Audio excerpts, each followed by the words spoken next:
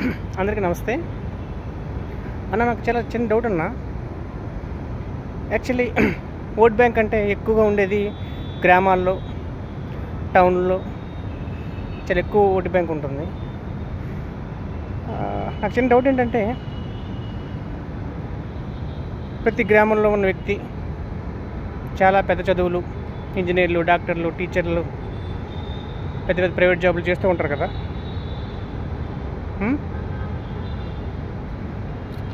ఏంటంటే real estate చేస్తుంటారు, లక్షలు కూడబెడతారు, లక్షలు సంపాదిస్తారు, బిజినెస్లు చేస్తారు, పోలీస్ ఉద్యోగాలు, మిలిటరీ ఉద్యోగాలు, ఎయిర్ ఫోర్స్లు, నేవీలు, చాలా చాలా చాలా పెద్ద పెద్ద జాబుల్లో ప్రొఫెషన్లో ఉంటారు అందరూ.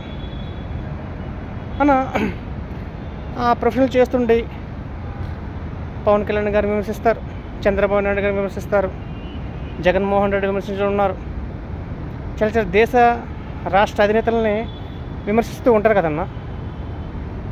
నాకు ఇక్కడ డౌట్ అన్నా, ఇప్పుడు ఓకే జగన్మోహన్ రెడ్డి, పవన్ కళ్యాణ్ వీళ్ళు డబ్బులు పంచుతున్నారు, చంద్రబాబు నాయుడు డబ్బులు పంచుతున్నారు, అందరు తీసుకుంటున్నారంటే వాళ్ళు ఏదో మాఫియా చేసి, ఇసుక మాఫియా, మద్యం మాఫియా ఏవో చేసి ఒకే రాష్ట్రానికి ఎక్కడ అడ్డగోలుగా సంపాదించి పంచుతున్నారు అంటే తీసుకోవచ్చు. ఓకే, తీసుకోకూడదు, పోనీ ఏదో సంథింగ్ పేద పేదలు తీసుకోవచ్చు.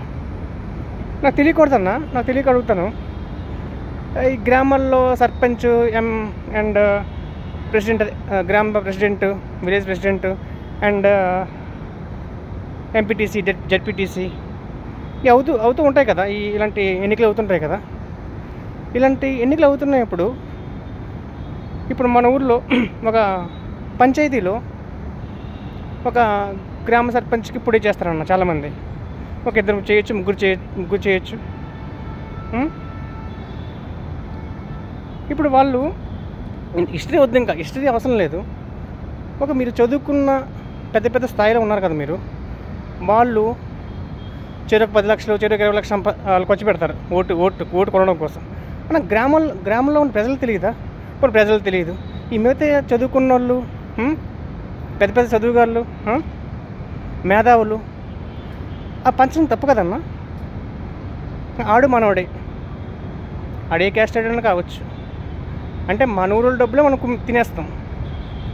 మన ఊళ్ళ డబ్బులే మనం ఆ 2,000కి 3,000కి ఆశపడతాం. ఆ 2,000-3,000కి ఏమొస్తుందన్నా?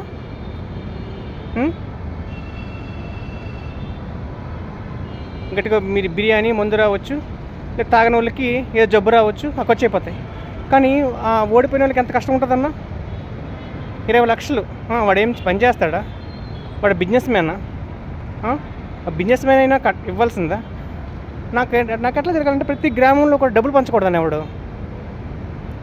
ఆడు మనోడు, ఆడు మంచిగా చేస్తాడు అంటే ఓటేయండి. ఇద్దరు అన్ఫిట్టా చెప్పేసారు డైరెక్ట్గా, వీడిద్దరు అన్ఫిట్, వీళ్ళొద్దని చెప్పి. అప్పుడు మారుతుంది అన్న. దేశం మారుతుంది, రాష్ట్రం మారుతుంది, జిల్లా మారుతుంది, పంచాయతీలు మారుతాయి. గ్రామంలో చదువుకున్న వాళ్ళు చెప్తున్నా, పెద్ద డబ్బులున్న వాళ్ళు చెప్తున్నా, మీరు గ్రామ స్థాయిలో డబ్బులు పంచడం ఆపితే, ఒకవేళ డబ్బులు ఇచ్చారనుకోండి వాళ్ళు, అది గ్రామానికి వచ్చి పెట్టండి అన్న. అది గ్రామాలకు వచ్చి పెట్టాలి. గ్రామం సీసీ రోడ్లు వేయచ్చు, లైబ్రరీ పెట్టచ్చు, పేద విద్యార్థులకి ఉచితంగా విద్య చదివించవచ్చు. డబ్బులు ఇచ్చాడు, 2,000 ఇచ్చాడు, 3,000 ఇచ్చాడు, అవి ఉండవన్నా. వాళ్ళు మనవాళ్ళే అన్న. అలా డబ్బులు తీసుకోకూడదు. నేనైతే అసలు తీసుకున్నా ఊరుకోను. నిజాయితీగా వర్క్ చేసినోడికి ఓటేయండి. మన గ్రామాన్ని మార్చితే దేశాన్ని మార్చినట్టే. జై హింద్, జై జనసేన, జై హింద్.